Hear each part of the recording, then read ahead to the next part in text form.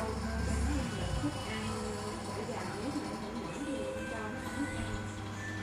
Tội mà hồi tối thì nó con này đen với con này xám mà vậy hết á.